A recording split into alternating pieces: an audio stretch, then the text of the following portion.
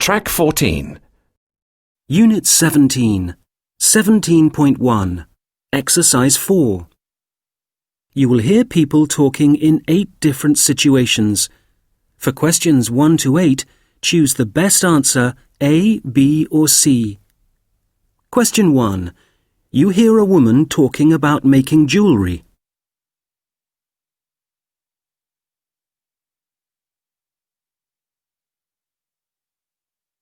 2003 was the year my passion for jewellery making began. There was a fantastic art teacher at school who made earrings and bracelets out of copper, and I thought, I want to do that one day too. I found an evening class where I learned a lot of useful techniques for working with gold and silver.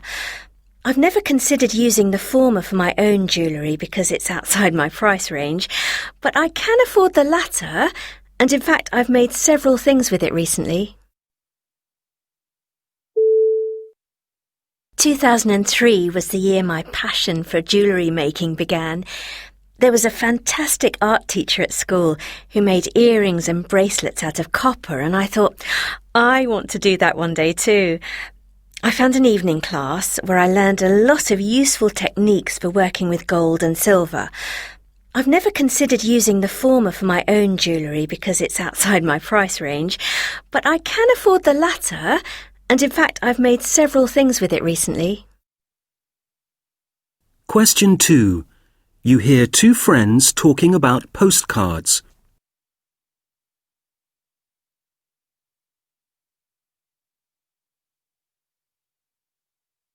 Here are those cards I bought for you in Oxford to add to your collection. I hope you don't think they're too tatty.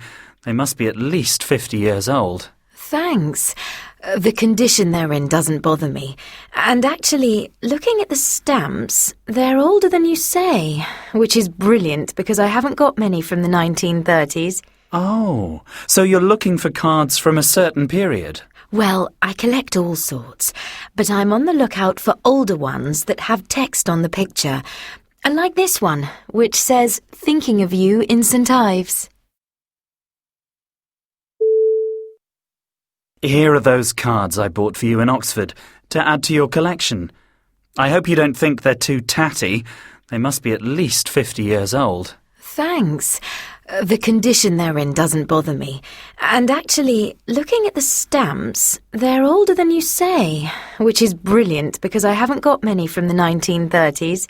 Oh, so you're looking for cards from a certain period? Well, I collect all sorts, but I'm on the lookout for older ones that have text on the picture. And like this one, which says, "Thinking of you in St. Ives." Question 3. You hear a radio talk about wooden objects.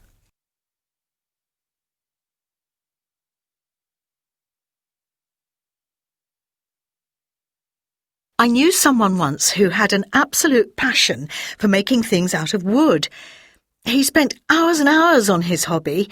Whatever the object was, he always took great pride in doing it well and making it unique by choosing a special wood. He never chose the same kind twice. He would make all sorts of things: a new handle for a fork with a pattern cut into it, enough models to fill several glass cases. He even made an electric guitar which he painted designs on, something he didn't normally do. One piece I remember well is a polar bear. The way it was carved really captured the look of the animal, walking heavily through the snow. I knew someone once who had an absolute passion for making things out of wood. He spent hours and hours on his hobby. Whatever the object was, he always took great pride in doing it well and making it unique by choosing a special wood. He never chose the same kind twice. He would make all sorts of things: a new handle for a fork with a pattern cut into it, enough models to fill several glass cases. He even made an electric guitar which he painted designs on, something he didn't normally do.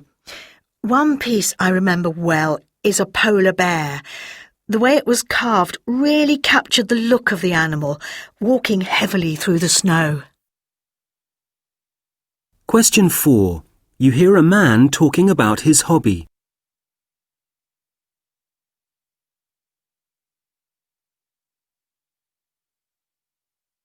People think it's a bit odd that I spend my weekends dressed up in anything from metal armour to old uniforms out in the open air. But it's good fun. The group that puts on these events was only formed about 4 months ago. I joined in April and we've already performed 5 battles. You learn a great deal about history because everything is researched properly, from the costumes to the actual battle tactics. My girlfriend's not too pleased with me at the moment. I'm going to have to miss her birthday 'cause we're doing the Battle of Naseby. That's not the reason she's mad at me, though. She wanted to come too, but I wouldn't let her. People think it's a bit odd that I spend my weekends dressed up in anything from metal armour to old uniforms out in the open air. But it's good fun. The group that puts on these events was only formed about 4 months ago. I joined in April and we've already performed 5 battles. You learn a great deal about history because everything is researched properly, from the costumes to the actual battle tactics. My girlfriend's not too pleased with me at the moment. I'm going to have to miss her birthday 'cause we're doing the Battle of Naseby. That's not the reason she's mad at me, though.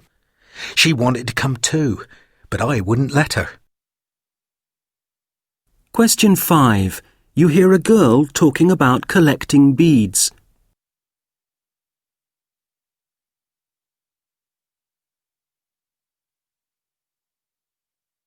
This is Radio QB. The phone lines are open and we want to hear about your hobbies. And here's Eleanor from London. What are you into, Eleanor? Beads. I've got several hundred, in all shapes and sizes. Glass, metal, plastic ones. They're from all over the world too. I've got a handful of beautiful wooden ones from India and some very unusual African ones carved out of bone. A few of them I've made up into earrings and necklaces, but what I really like doing is collecting, especially coloured glass ones, which I've got loads of. And you say you've got several hundred. How long has it taken you to get so many? Not that long, really. I had lots of plastic ones when I was a kid, but I gave those away, so they don't count. I suppose I got serious about beads 3 years ago. Since then, my family have given me tins of beads as presents, and I spend most of my pocket money on them too. This is Radio QB. The phone lines are open and we want to hear about your hobbies. And here's Eleanor from London. What are you into, Eleanor? Beads. I've got several hundred, in all shapes and sizes. Glass, metal, plastic ones. They're from all over the world too. I've got a handful of beautiful wooden ones from India and some very unusual African ones carved out of bone. A few of them I've made up into earrings and necklaces, but what I really like doing is collecting, especially coloured glass ones, which I've got loads of. And you say you've got several hundred. How long has it taken you to get so many? Not that long, really. I had lots of plastic ones when I was a kid, but I gave those away, so they don't count. I suppose I got serious about beads 3 years ago. Since then, my family have given me tins of beads as presents, and I spend most of my pocket money on them too. Question 6. You hear part of a conversation in a radio play.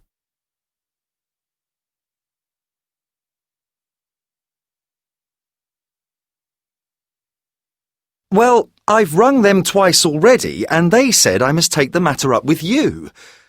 It's clearly your responsibility as I got the model kit from you in the first place.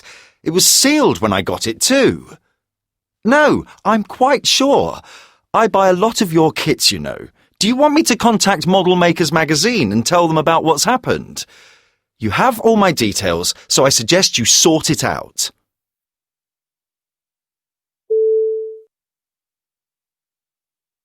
Well, I've rung them twice already and they said I must take the matter up with you. It's clearly your responsibility as I got the model kit from you in the first place. It was sealed when I got it too. No, I'm quite sure. I buy a lot of your kits, you know. Do you want me to contact Model Makers magazine and tell them about what's happened? You have all my details, so I suggest you sort it out. Question 7. You hear an interview with a girl who collects pebbles.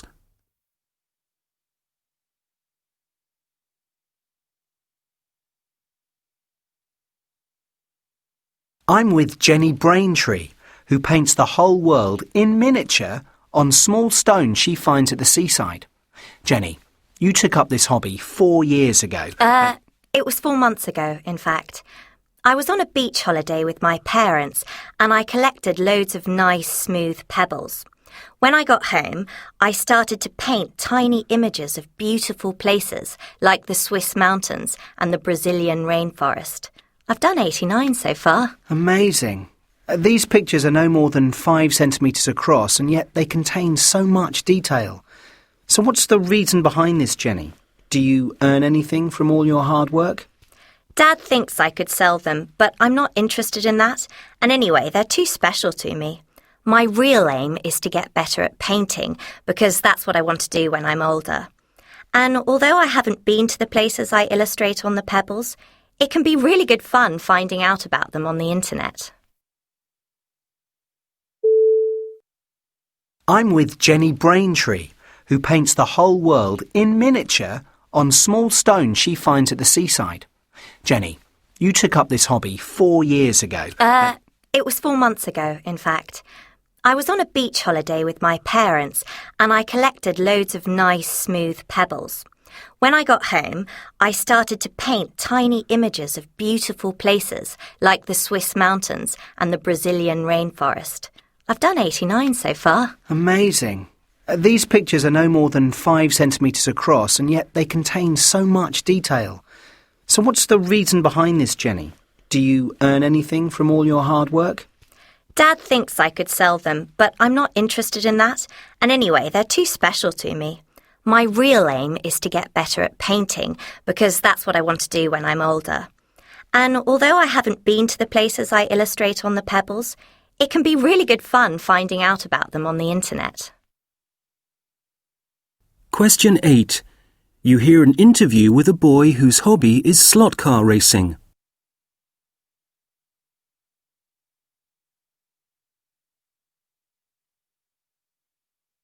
Jamie Eagle, who is the outright winner of today's slot car racing, is with me now. Congratulations, Jamie. And this is now your 10th win. So, where did it all begin? I know your father was also racing here today. Did he know what he was doing when he persuaded you to take up such a time-consuming hobby? Actually, it was me who persuaded him. He's only been racing this year. He's pretty hopeless at it too. No, it was my cousin who's to blame. He used to take me along when he went to race meetings. I was 5 at the time, and I thought it was just brilliant. And if your father's racing his own car, who do you have as backup today?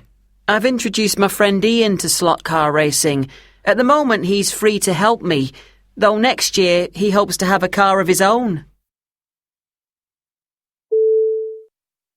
Jamie Eagle, who is the outright winner of today's slot car racing, is with me now. Congratulations, Jamie. And this is now your 10th win. So, where did it all begin? I know your father was also racing here today. Did he know what he was doing when he persuaded you to take up such a time-consuming hobby? Actually, it was me who persuaded him. He's only been racing this year. He's pretty hopeless at it too. No, it was my cousin who's to blame. He used to take me along when he went to race meetings. I was 5 at the time, and I thought it was just brilliant. And if your father's racing his own car, who do you have as backup today? I've introduced my friend Ian to slot car racing. At the moment, he's free to help me, though next year he hopes to have a car of his own.